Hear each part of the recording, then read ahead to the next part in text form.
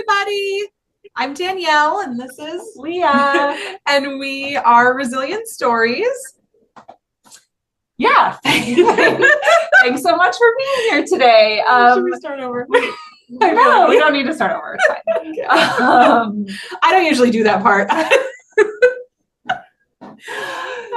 She doesn't. So today we are doing one of our author interviews, and we are so excited to have with us Ashley Kinshella of Goddess Healing. And we are talking about her story about healing after divorce. Such an important topic that so many people can relate to. So thanks so much for being here, Ashley. We really appreciate it. Yeah, of course. I'm happy to be here. Good. Okay, so first, why don't you just tell us a little bit about yourself and what you do with Goddess Healing?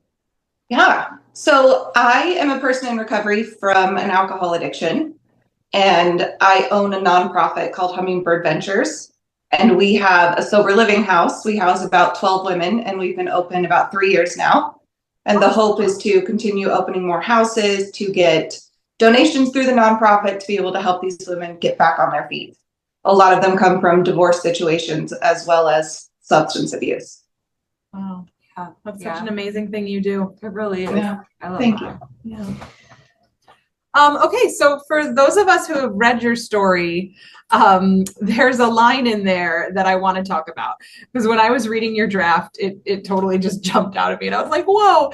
But before we jump right into that, can you give us a little history about what your marriage was like and kind of your just relationship timeline in general? Yes. So the story, most of it is written about my first marriage, which was very emotionally abusive and controlling.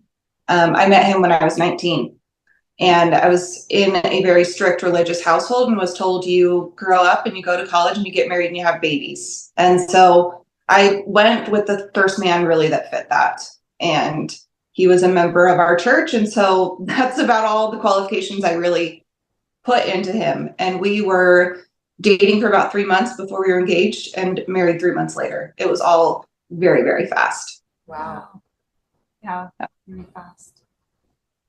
So, okay, in the story, here's the line. And if you guys are watching this and you haven't read the story, this is going to make you want to read the story. And it's so good. You have to check it out. You said, and I quote, "When he left on a hunting trip and I hoped he wouldn't make it out alive, I decided that divorce was my next step." Mm-hmm. Can you tell us what you were feeling leading up to this thought, and then also after you had this thought, how like finite was your decision to be like, I'm going through with this divorce? Yeah. So we were only married for 3 years total. And in that 3 years, I lost connection with any friends that I had, lost connection with my family. And I was working 2 jobs and going to school full time, and he was just at home. And his job basically was to tell me, you didn't do this right, you didn't do this right, you're not fitty, you're not pretty, you're too fat, and I heard a lot of those things from him. And by the end of the 3 years, I just felt like I'm never going to make it out of this. I didn't know anything different in a relationship. I thought this is what marriage is, this is what love is. And I was afraid to tell anyone because I thought I was being really petty to be upset about these things. I didn't realize that there was better options in relationships out there. When I had that thought, I was actually at my parents' house, and that's the first time that I finally told them everything that was going on. And I gave them every detail. And they just said, let's go get your stuff. You'll move into our house and we will help you so you don't go back. I had actually tried to leave another time before that and just went to a friend's house, and he was able to convince me to come back home. And so my parents this time really stuck by me, and it was tough. I mean, he did all of the love bombing. He bought me a ton of gifts. He was ready to take me on dates. It was like all of a sudden now he wanted to court me and show me that he loved me. And it just was too late, because I had that feeling that I'd rather be a widow than continue to stay in this marriage. I knew I couldn't stay. I was suffocating. And so I really owe it to my parents who stuck there with me and walked me through that process. Yeah. Yeah. Wow. That's amazing. I just really quick, did it surprise you that your parents were so supportive of divorce because they were Yes. so religious? Yeah. Yes, it did, especially coming from such a religious background where divorce is not an option. It's not a topic we talk about.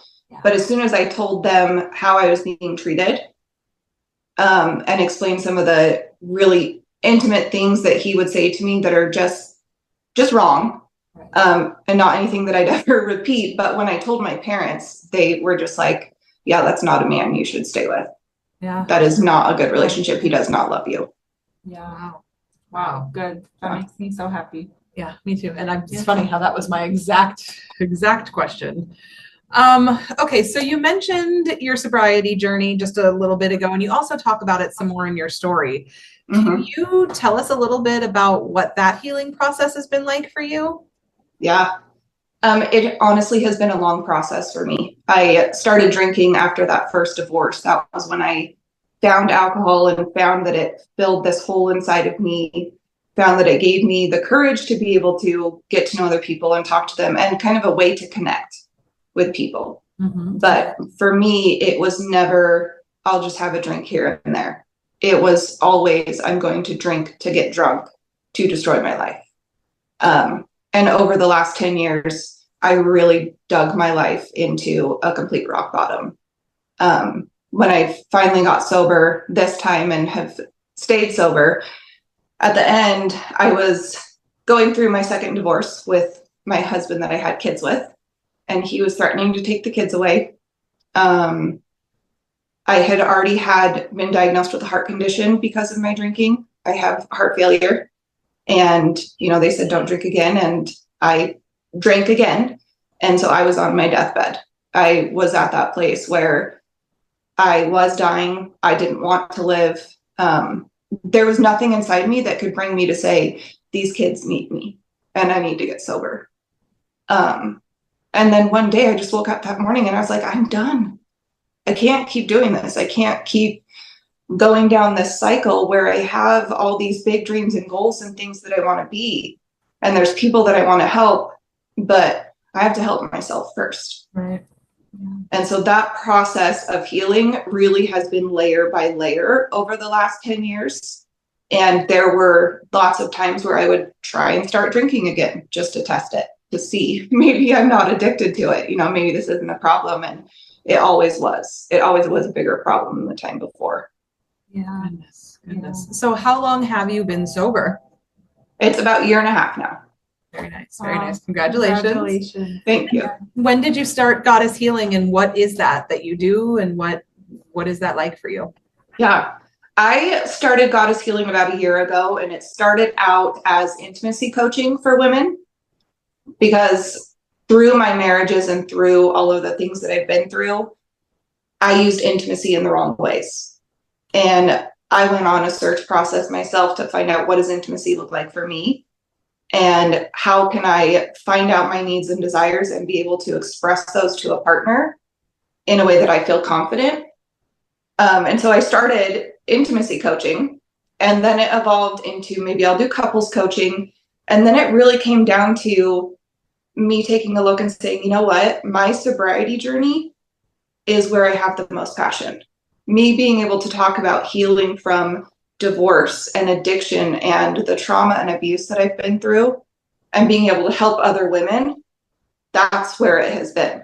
And so with Goddess Healing, I help coach other women who are just on a healing path.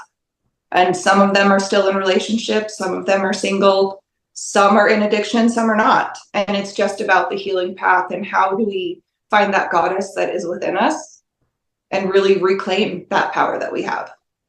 So amazing. That's beautiful. Yeah. That's beautiful.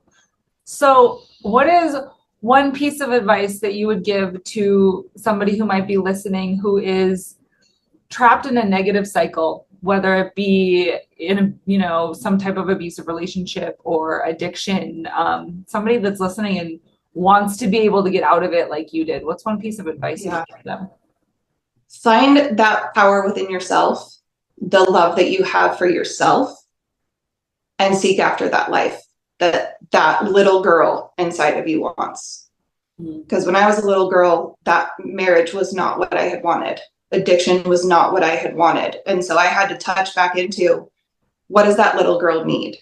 And I had to love her first and forgive her and grow with her, really, to get to a point where I am now, where I've been able to step away from a lot of those things and head towards healing. Yeah. That's great advice. That's, Yeah. great advice. So important.